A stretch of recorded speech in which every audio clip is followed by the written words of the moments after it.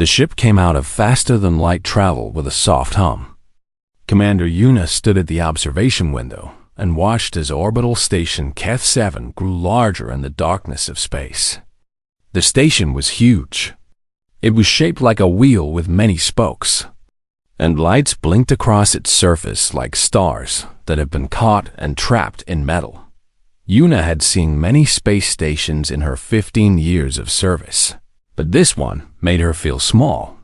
It was built by species that had traveled between stars when humans were still learning to make fire. Now humans were here too, trying to prove they belonged at the table with the old civilizations. Lieutenant Do-hyun walked up beside her. He was a younger officer, maybe 30 years old, with a calm face that rarely showed emotion. He was trained in xenobiology, which meant he studied alien life. This made him very useful on missions like this one. "The docking request has been accepted," Do-hyun said. "We have 30 minutes before we meet the other delegations." Yuna nodded but did not look away from the window. "What do you know about the Velthari?" Do-hyun pulled up information on his tablet. "They are a proud species. Very military. They believe in honor above everything else. They have been traveling space for about 6,000 years. They look like tall lizards that walk on two legs. Their scales are usually gray or green. And the moraine? Insectoid. Smaller than us. They communicate through chemicals in the air as much as through sound. They think as a collective, which means the group is more important than any single Mirren." Do-hyun paused. "Both species are on the edge of war. A Velthari colony ship was destroyed 3 months ago. 12,000 dead. The Velthari blamed the Mirren." Yuna finally turned from the window. Her face was serious. "And our job is to stop them from killing each other." "Yes, Commander." She let out a long breath. Humans had only been part of the galactic community for 80 years. In that time, they had gained a strange reputation. Other species found humans confusing. Humans were soft and weak compared to many aliens, but they refused to die when they should. They formed bonds with anything, even dangerous creatures. They had come from a planet full of predators, diseases, and natural disasters. Yet somehow they had survived and spread to the stars. Now the Galactic Council wanted to use humans as neutral negotiators. Both the Velthari and the Mirren had agreed to let humans try to find peace. It was an honor, but also a heavy responsibility. The ship docked with a gentle bump. Yuna straightened her uniform, checked her translator implant behind her ear, and walked toward the airlock. Do-hyun followed 2 steps behind. The inside of the station was busy with alien life. Yuna saw a species she recognized and many she did not. There were tall beings with too many arms, short creatures covered in fur, floating things that seemed to be made of gas. The air smelled strange, a mix of different atmospheres being pumped through the ventilation system. A Velthari officer met them at the entrance to the diplomatic wing. He was tall, almost 7 feet, with dark green scales and yellow eyes that had vertical pupils like a snake. He wore armor that looked ceremonial, with symbols carved into the chest plate. "I am Sub-Officer Keth," he said. His voice was deep and rough.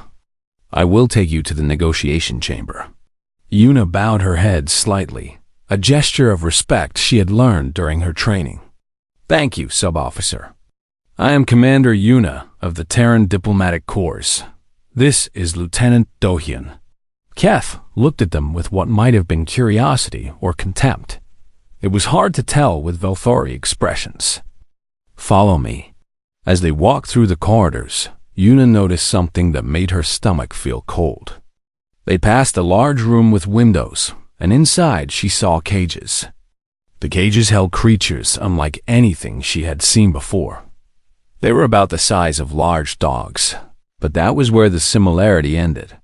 They had 4 powerful legs, bodies covered in dark scales that looked like armor, and heads with long snouts full of sharp teeth. Their eyes glowed a soft orange color. Most disturbing were the blades. Someone had attached metal blades to the creature's front legs, strapped on with leather harnesses. One of those? Yuna asked, keeping her voice calm. Keth stopped and followed her gaze. Korath. Juvenile specimens. They are from a world we call the hunting ground. Very dangerous predators. Why do they have blades on them? For the first time, something like emotion crossed Keth's face. It looked like dark satisfaction. They are for the justice ritual. If negotiations fail, if someone is found guilty of crimes against the hegemony, the Korath will be their judges. Yuna felt Do-hyun tense beside her. She kept her own body relaxed through force of will. I see. An interesting tradition. It is an old tradition, Keth said. One that has served us well. The Korath do not lie. They do not show mercy to the guilty. They are pure justice. They continued walking, but Yuna's mind stayed on those creatures in their cages. She had grown up on a farm in Korea, a small place in Gangwon province surrounded by mountains. She had seen predators before. Wild dogs, boars, even a bear once when she was a child. She knew that look in an animal's eyes, the look that said it was measuring you, deciding if you were food or threat. The Korath had that look. But there was something else too. They were young, she realized. Cubs. And they were scared. They paced in their cages with nervous energy, their orange eyes darting around at every sound. Someone had taken baby predators from their home world, put blades on them, and was going to use them as weapons. Yuna felt anger rise in her chest, but she pushed it down. She was here to negotiate peace, not to judge Velthari customs. The negotiation chamber was a large round room with a high ceiling. Windows showed the stars outside. There were 3 tables arranged in a triangle, one for each delegation. The Velthari delegation was already seated at their table. There were 5 of them, all in armor, all watching the humans with those snake eyes. At another table sat the Mirren. They were smaller than Yuna had expected, maybe 4 feet tall, with bodies that looked like a mix of ant and mantis. They had large compound eyes that reflected the light and thin arms that moved with quick, nervous motions. The air around them smelled sweet and chemical. That was their communication, Do-hyun had said. Pheromones. The lead Mirren stood and made a gesture with its front arms. The translator in Yuna's ear converted the sounds and chemical meanings into words. Welcome, human delegates. I am Clickseer87, voice of the Mirren Collective in this matter. We thank you for coming to help us find peace. Yuna bowed. Thank you, Ambassador. We are honored to be here. The Velthari High Officer did not stand. He was the largest of his group, with scales that were almost black and scars across his face that spoke of many battles. When he spoke, his voice was like rocks grinding together. I am Thelvarok, High Officer of the Velthari Hegemony. I do not believe peace is possible. But the Council has ordered us to try, so we will try. For now, Yuna took her seat at the 3rd table, Do-hyun beside her. She looked at the Velthari, then at the Mirren, then at the space between them that felt charged with hate and fear. This was going to be difficult. She thought again of the Korath in their cages. Blades strapped to their young legs, waiting for someone to be found guilty.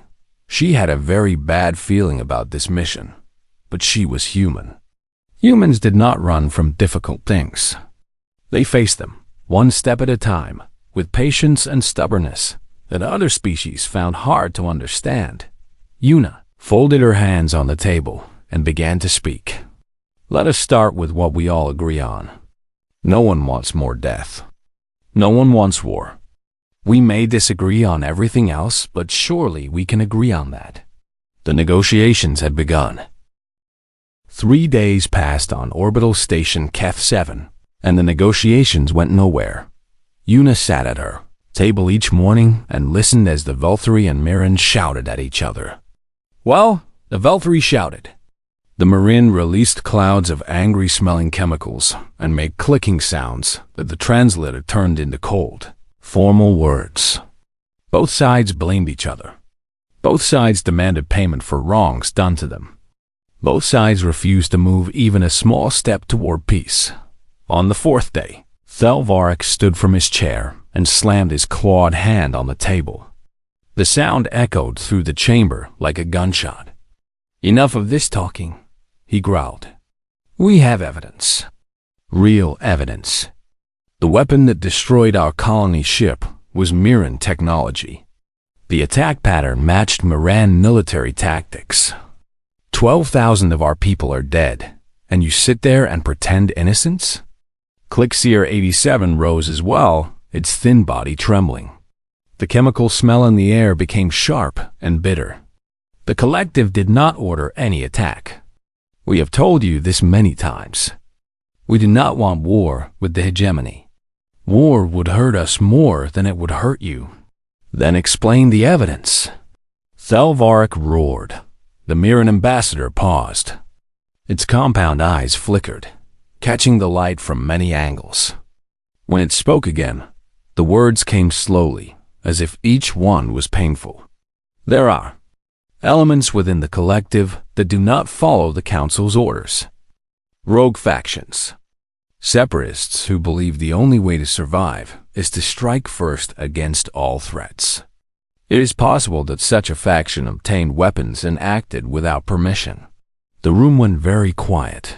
Dohin leaned close to Yuna and whispered, "Did the ambassador just admit guilt?" "No," Yuna whispered back. "The ambassador admitted possibility. There is a difference. But I do not think the Velthari will see it that way." She was right. Thelvarek's eyes narrowed to thin slits. His scales seemed to darken with rage. "So you admit it. Your people killed our people. Your weapons destroyed our ship. And you hide behind words like possible and rogue faction, as if that makes the dead any less dead. I admit nothing except that we cannot control every member of the collective." Clickseer 87 said, "If a rogue faction is responsible, then they will be found and punished according to Mirran law. But the collective itself is not guilty. We should not be punished for the actions of criminals we did not support." "Punished?" Thelvarek laughed, and it was an ugly sound. "You speak of punishment as if this is a small matter. 12,000 souls cry out for justice. And justice they will have." He turned to face the other Velthari officers at his table. They exchanged looks, and something passed between them. Some decision that had already been made before this moment. Thelvarek turned back to face the room. His voice became formal, almost ritual. "I invoke the ancient right of the hegemony.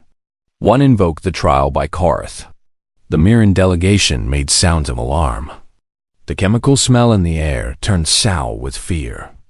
Clickseer 87 took a step backward, its thin arms rising as if to protect itself. "You cannot," the ambassador said. "That right is barbaric.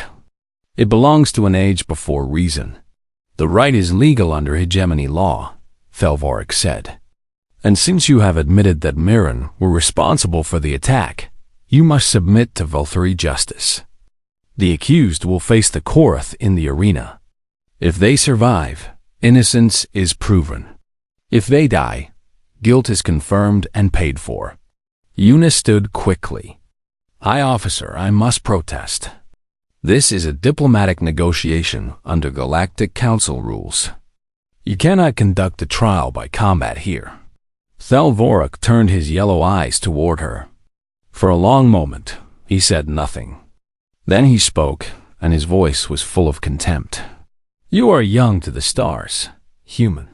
Your species has been in space for less than a century. You do not understand the old ways. You do not understand honor or justice or the weight of 12,000 dead. The Council sent you here to help us find peace, but there can be no peace without justice first. There can be no justice in throwing someone to wild animals," Yuna said. She kept her voice calm, but inside she felt her heart beating fast. The Korath are not wild. They are sacred. They can smell guilt in a creature's blood. They can sense lies and deceit. If the Mirren ambassador is truly innocent, the Korath will know. They will not attack. Dahan made a small sound of disbelief. Yuna knew what he was thinking. It was nonsense. The Korath were predators, nothing more. They would attack because that was what predators did. This trial was just murder dressed up in religious clothing. Clickseer 87 stepped forward. The fear smell in the air was very strong now, but the ambassador's voice was steady. If I refuse this trial, what happens? Delvorik smiled, showing rows of sharp teeth. Then, the hegemony will consider it proof of guilt. We will leave this station and begin preparing for war.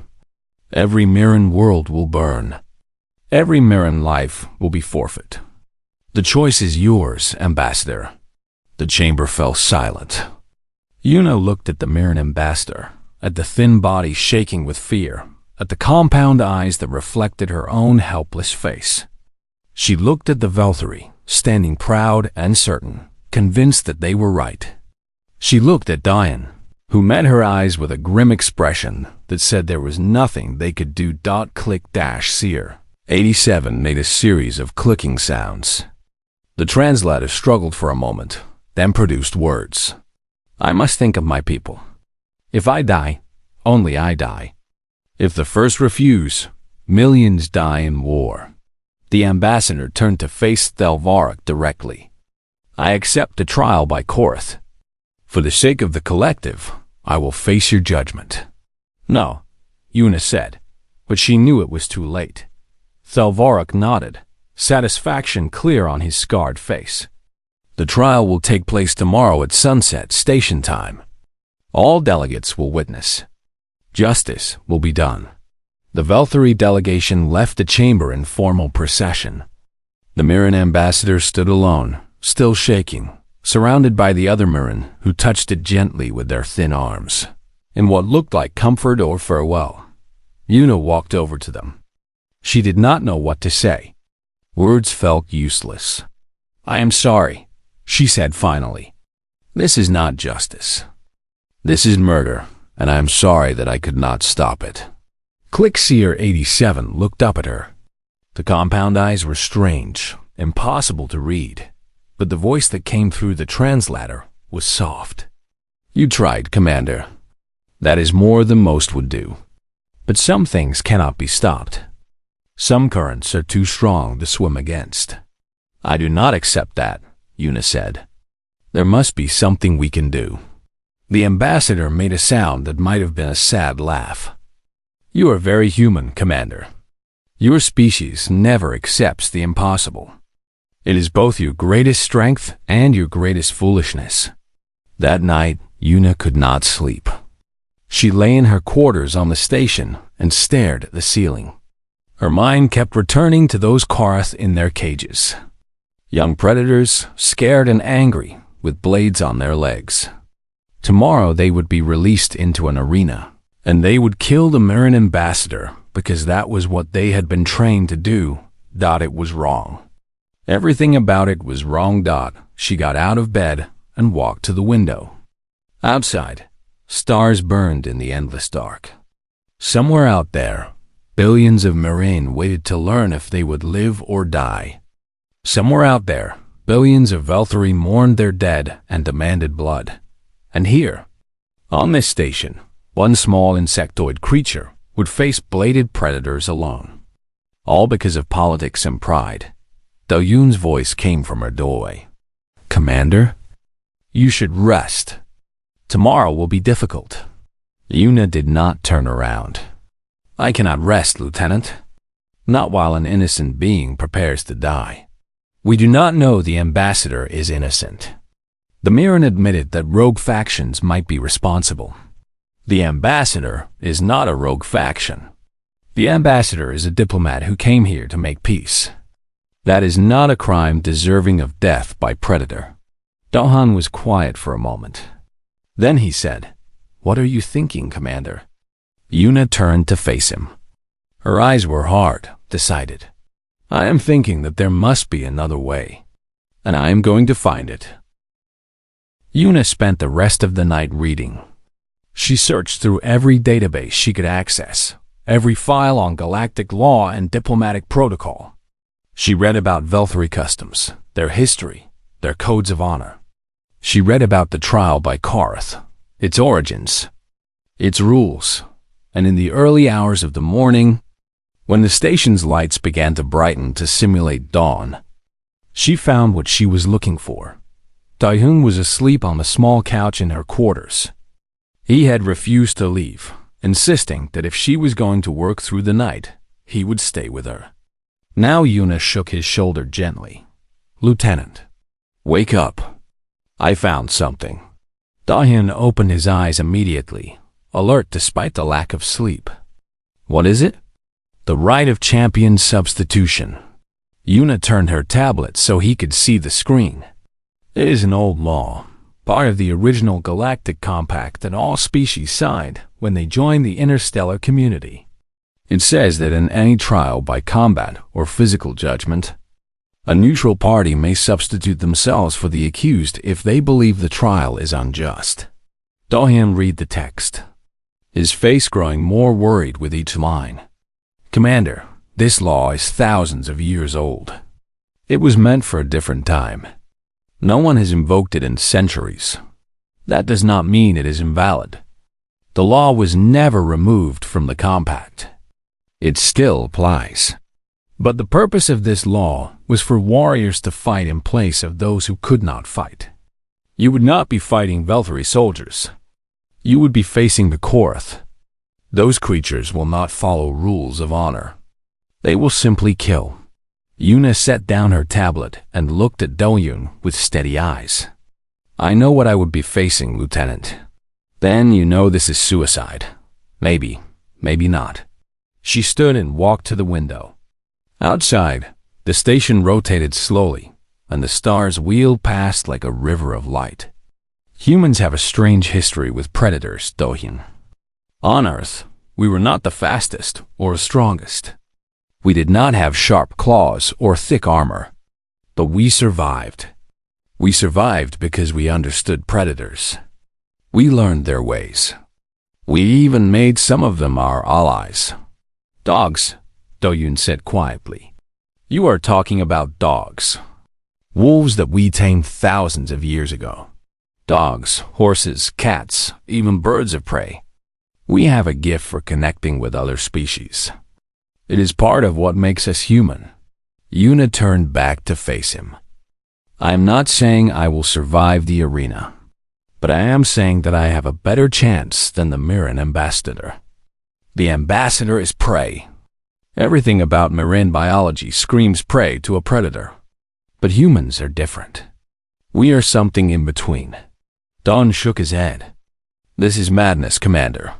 Maybe, but I will not sit and watch an innocent being torn apart when there is something I can do." She picked up her tablet again. "I am going to request a private meeting with Thelvarik. I am going to invoke the right of champion substitution. And I am going to face those Korth in the arena. The High Officer will never agree. He might. The Velthari respect courage. They respect those who face death without fear. And they are curious about humans. I have seen the way they look at us. They have heard stories about our species, and they want to know if the stories are true." Daehyun was silent for a long moment. Finally, he said, "If you do this, and if you die, it could damage relations between humans and both the Velthari and the Mirren. It could set back human diplomacy by decades. And if I do not do this, the Mirren ambassador dies, war begins, and millions suffer." Yuna put a hand on his shoulder. "Some choices are not about politics, Lieutenant. Some choices are about what kind of person you want to be." She sent the request for a private meeting. To her surprise, Thelvarik agreed within the hour. The meeting took place in a small chamber near the arena. Thelvarik was alone, without his officers. He stood by a window that looked down into the arena itself, a circular pit of sand and stone surrounded by viewing galleries. The sand was clean now, but Yuna knew it had been stained with blood many times before. "You wanted to speak with me, Commander," Thelvorik said without turning around. "Speak." Yuna approached until she stood a few steps behind him. She kept her voice calm and formal. "I wish to invoke the right of champion substitution, as defined in Article 7 of the original Galactic Compact. I will stand in the arena in place of the Mirren ambassador." Now Thelvorik turned. His yellow eyes studied her with what might have been surprise. "You? A human?" He made a sound that might have been a laugh. "You are small and soft. You have no claws, no armor, no weapons of your own body. The Korath would kill you in moments. Perhaps. But the law gives me the right to try. Why would you do this? The Mirren are not your people. Their fate is not your concern." Yuna thought about how to answer. She could talk about duty, about diplomacy, about preventing war. All of those things were true. But she sensed that Thelvorik would not be moved by political arguments. "Because it is wrong," she said simply. "The ambassador came here to make peace. They did not attack your colony ship. They were not part of any rogue faction. And even if they were guilty, being thrown to predators is not justice. It is cruelty. I will not stand by and watch it happen." Thelvorik was quiet for a long moment. He walked closer to her, and she had to fight the urge to step back. He was so much larger than her, so much stronger. She could smell him now, a dry reptilian scent like sun-baked stone. "You speak of cruelty," he said, "but you do not understand. When the colony ship died, I lost my mate. I lost my 3 children. They were on that ship, traveling to the new colony to start a better life. Now they are frozen bodies drifting in space, and you tell me that justice for their killers is cruelty." Yuna felt her heart tighten with unexpected sympathy. She had not known this. She had seen Thelvorik only as an obstacle, an enemy of peace. Now she saw something else. A father and husband, destroyed by loss, seeking any way to make the pain stop.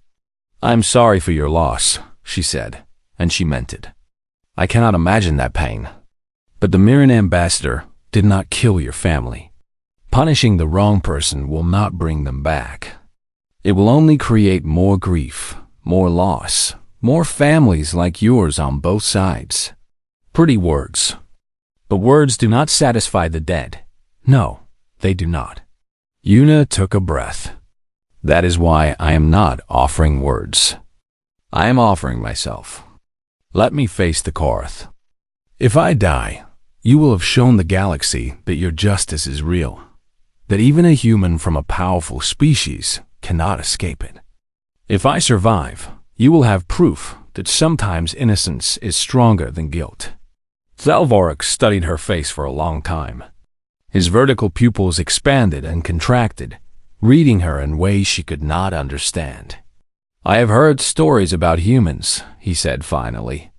"Strange stories. They say you are persistence hunters, that you chase prey until it collapses from exhaustion. They say you can run for days without stopping. They say you form bonds with any creature, even dangerous ones. They say you do not know how to give up. Some of those stories are true. Which ones?" Yuna met his eyes without flinching. "All of them." Another long silence. Then Thelvorik made a sound deep in his throat, something between a growl and a sigh. "Very well, Commander. I accept your substitution. You will face the Korath at sunset." He turned back to the window, looking down at the arena. "I admit, I am curious to see if the stories are true. I am curious to see how a human dies." "Then you may be disappointed," Yuna said, "because I do not plan to die." She left the chamber and found Do-Yun waiting in the corridor outside. His face was pale. "I heard," he said, through the door. "Commander, please reconsider." "There is nothing to reconsider. The decision is made." At least let me go in with you. Two of us would have a better chance. Yuna shook her head. The law allows only one substitute. And your place is here, Lieutenant. If I do not survive, someone needs to continue the mission. Someone needs to prevent the war. Do-hyun looked like he wanted to argue more, but something in her face stopped him. Finally, he bowed his head. Then I will be watching from the gallery. And I will be hoping that those stories about humans are true. Yuna put a hand on his arm. They are, Do-hyun. Humans are strange creatures. We survive things we should not survive. We connect with beings we should not connect with. And we never, ever give up. She walked away, toward her quarters to prepare. She had only a few hours until sunset. A few hours to figure out how to survive an arena full of bladed predators. No pressure at all. The arena was older than human civilization. Yuna stood at the entrance tunnel and looked out at the circular pit of sand and stone. The walls rose high around it, smooth and impossible to climb. Above the walls were the viewing galleries, already filling with spectators. She saw Velthari in their ceremonial armor. She saw Mirren clustered together, their chemical communication filling the air with a sharp smell of fear and hope. She saw representatives from other species, drawn by word of this strange event. A human facing the Korath. It had never happened before. Do-hyun stood beside her, as close as the guards would allow. His face was tight with worry. The Korath cubs are in their cages on the opposite side, he said quietly. 5 of them. They've been fed only small amounts for the past day. They will be hungry and aggressive. I expected that, Commander. He struggled for words. I've been studying Korath behavior since you made this decision. They are pack hunters, but the pack follows the strongest individual. If you can establish dominance over the leader, the others might follow. Might? There are no guarantees with apex predators. Yuna nodded. She appreciated his efforts, even if the information did not change much. She had been thinking about this all day, remembering everything she knew about predator psychology, about pack dynamics, about the ancient relationship between humans and dangerous animals. My grandmother had a dog, she said suddenly. Part Jindo, part wild, the meanest dog in our village. Everyone was afraid of it. But my grandmother could make it lie at her feet like a puppy. How? She never ran from it. She never showed fear. She looked it in the eyes and stood her ground. She told me that dogs can smell fear, and fear makes them think you are prey. But if you show no fear, if you act like you belong there, they do not know what to do with you. Do-hyun looked at her with something like admiration. You are going to try that with the Korath. I am going to try something. Whether it works, she shrugged. We will see. A horn sounded, deep and resonant. It echoed through the arena and the tunnels. The signal that the trial was about to begin. You should go to the gallery, Yuna said. Get a good view. And Lieutenant, whatever happens out there, do not interfere. Promise me. I promise. His voice was rough. But I hate this. I know, go. He went. Yuna watched him disappear up the stairs to the viewing level, and then she was alone. She looked down at herself. She wore her standard uniform, nothing more. No weapons, no armor. Just a human woman in synthetic cloth, about to face creatures that could tear through steel. She took a deep breath, then another. She thought about her grandmother's farm, about the mountains of Gangwon Province, about the misty mornings when she would help feed the animals. She thought about her training, all the years of learning to stay calm under pressure. She thought about the Mirren ambassador, safe now because of her choice. The gate in front of her began to rise. Yuna walked forward into the arena. The sand was coarse under her boots. The air was dry and carried a faint smell of old blood. Above her, hundreds of eyes watched. She did not look up at them. She kept her focus forward, on the opposite side of the arena, where another gate was rising. The Korath came out. They were even more frightening than she remembered. 5 juvenile predators, each one about the size of a German shepherd, but built like armored tanks. Their scales were dark gray, almost black, and they seemed to absorb the light. Their eyes glowed that soft orange color, fixed on her with predatory focus. The blades on their front legs caught the light and gleamed. They did not attack immediately.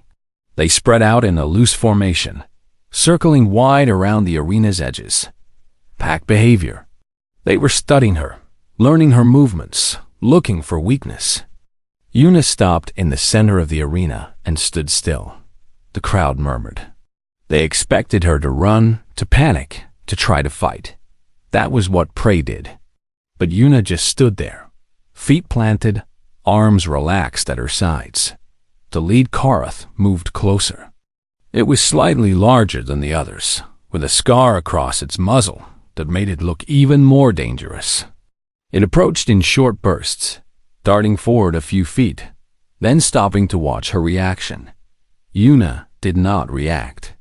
She kept her body still, her breathing slow and steady. Her heart was pounding so hard she thought it might burst through her chest, but she did not let that show on her face. The lead cub came closer, 10 feet away, 5 feet. Close enough that she could see the individual scales on its face, the way its nostrils flared as it smelled her. Then Una did something that made the entire arena fall silent. She raised her hand, not quickly, not aggressively. She lifted it slowly, palm forward, fingers spread. The universal gesture that meant stop. The same gesture that humans had used for thousands of years to calm horses and dogs and children. The gesture that said, I am not a threat, but I am not afraid. The lead Korath stopped. Its head tilted to one side, confusion clear in its orange eyes. This was not prey behavior. This was not threat behavior either. This was something else, something the creature did not understand. The other cubs stopped too, watching their leader, waiting to see what it would do. Time seemed to stretch. Seconds felt like hours. Una held her position, hand raised, eyes locked on the lead cub. She did not blink. She did not breathe hard. She simply waited, projecting calm and confidence with every fiber of her being. The lead cub made a sound, a low rumble deep in its chest. It was not a growl exactly, more like a question. What are you? I am not prey, Una said softly. Her voice was calm and steady, almost gentle. I am not your enemy. We are the same, you and I hunters, survivors. The words did not matter. The Korath did not understand human language, but the tone mattered. The lack of fear mattered. The steady energy mattered.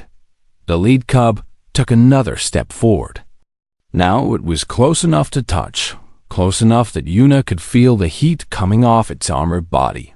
It sniffed her outstretched hand, its breath warm and smelling of meat. Then it made a decision. It sat down. The crowd gasped. In the gallery, Donyan gripped the railing so hard his knuckles went white. The other cubs reacted to their leader's choice. One by one, they stopped their circling. They came closer, curious now instead of aggressive. They sniffed at Una, walked around her, studied this strange two-legged creature that did not smell like fear. Una stayed still through all of it, even when one of the cubs brushed against her leg, almost knocking her over.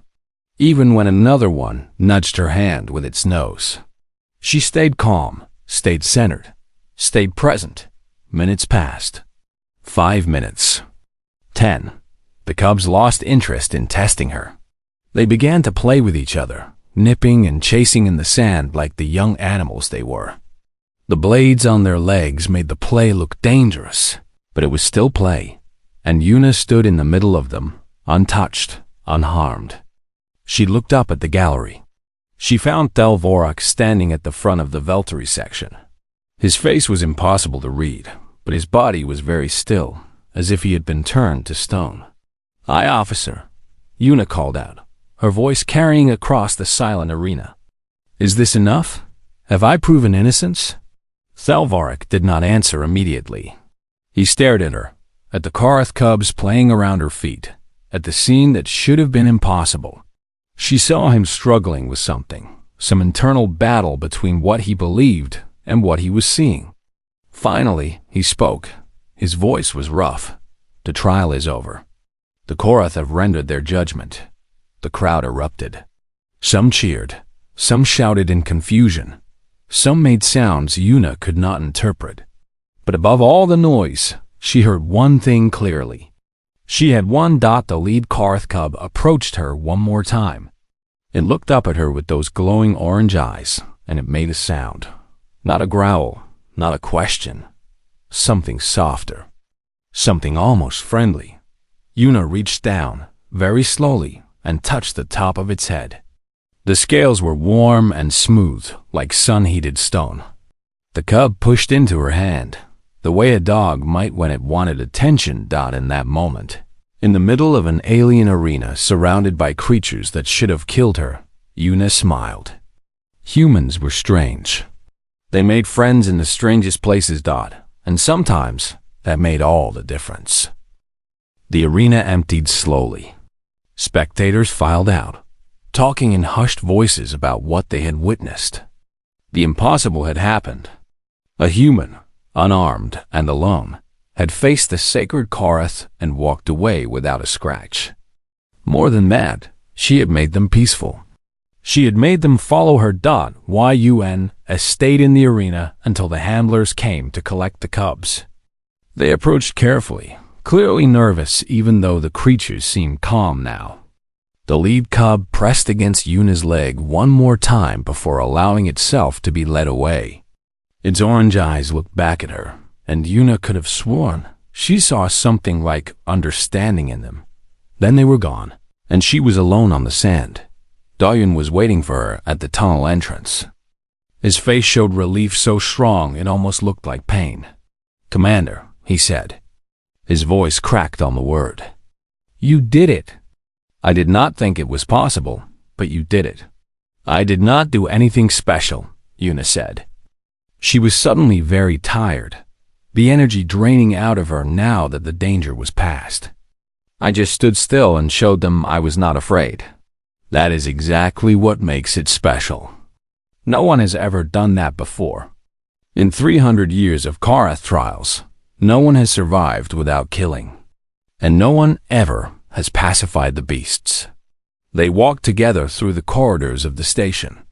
Other beings stepped aside as they passed, staring at Yuna with expressions that ranged from awe to fear to deep curiosity. She ignored them all, focused on putting one foot in front of the other. The Mirren ambassador was waiting in the diplomatic chamber.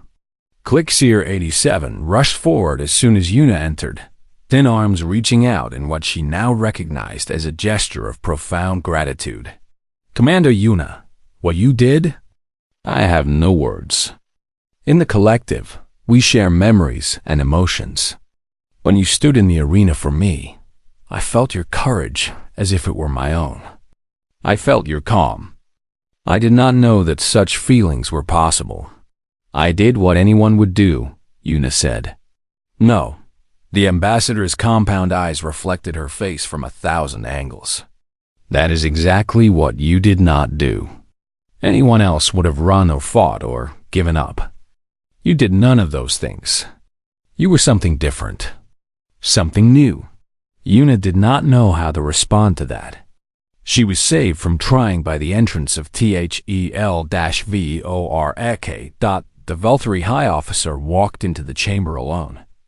His scarred face was hard to read, but something had changed in the way he held himself. Some of the rigid pride had softened, replaced by something that might have been doubt or wonder. He stopped a few feet from Yuna and looked at her for a long moment. The room was silent, waiting. "I have led troops in battle," Thalvarik said finally. "I have faced enemies that could tear through armor like paper. I have killed and nearly been killed more times than I can count. I thought I knew what courage was. I thought I understood strength." He paused, and his voice grew quieter. "I was wrong.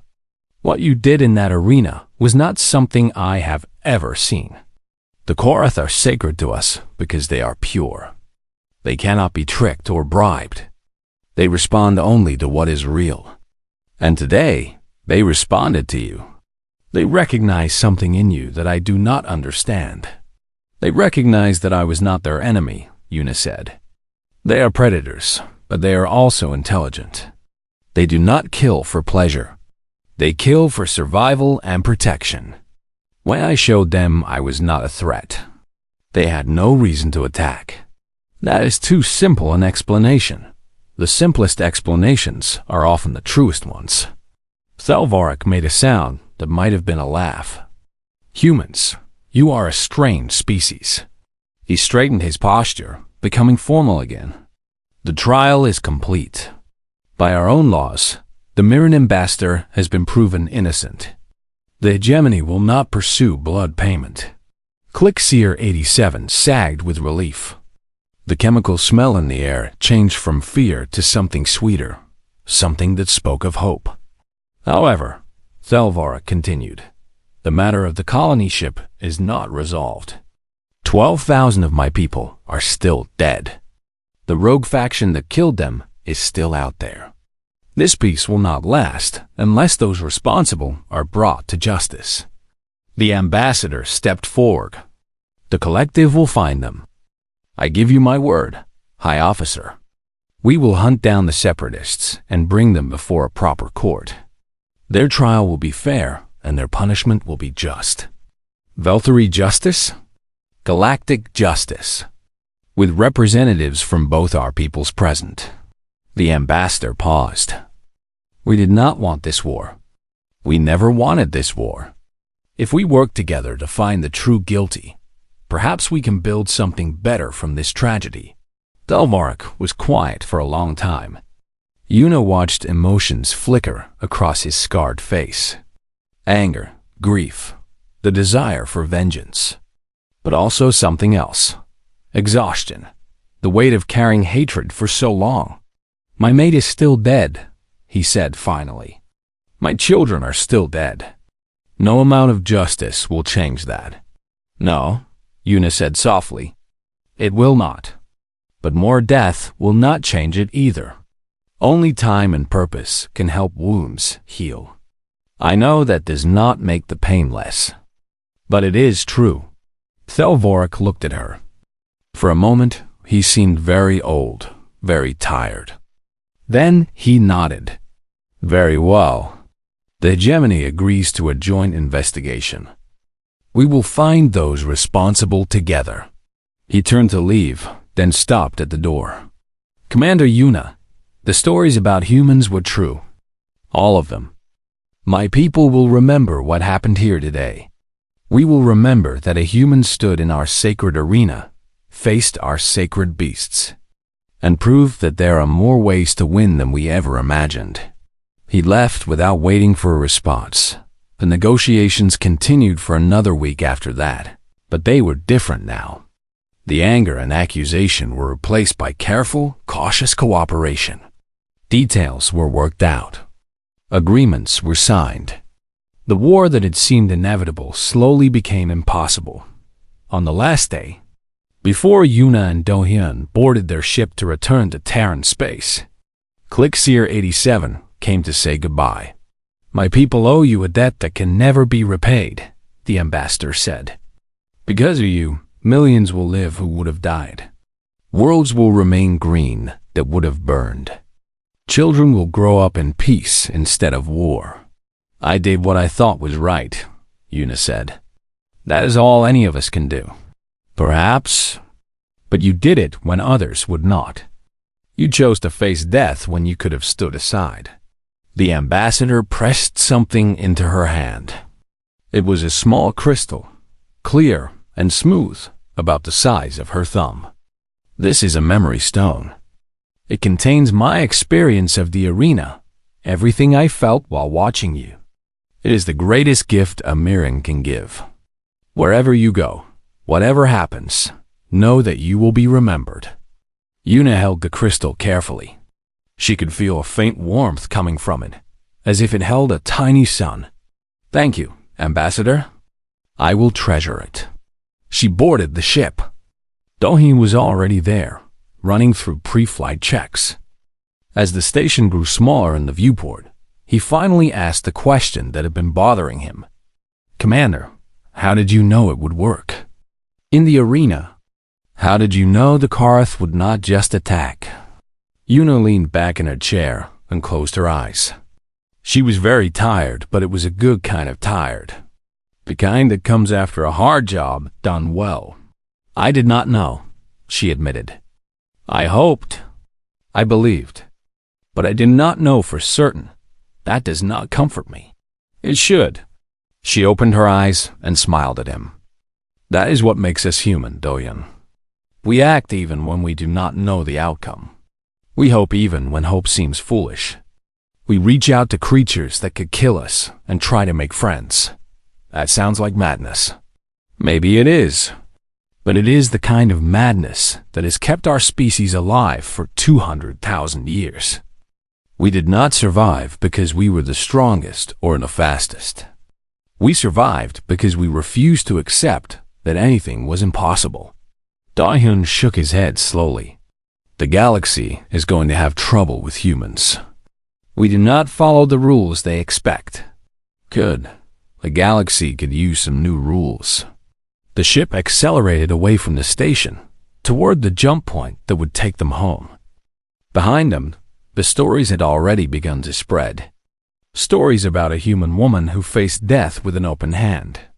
Stories about courage that came not from weapons or armor, but from something deeper, something harder to understand. Stories that would echo through the stars for generations to come. And on the station, in their cages, 5 young Korath cubs slept peacefully. In their dreams, they remembered the strange 2-legged creature who had not been afraid. The one who smelled like pack. The one who had looked into their eyes and shown them something they had never seen before. A predator who chose not to kill. A human